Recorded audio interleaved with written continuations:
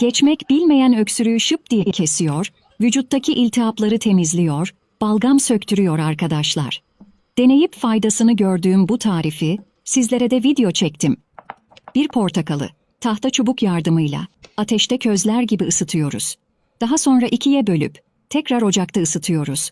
Sonra çatalımızı portakalımıza batırıp üstüne 5-6 damla limon sıkıyoruz. Arkasından balımızı ilave ediyoruz ve kaşıkla içiyoruz. Afiyet şifa olsun arkadaşlar.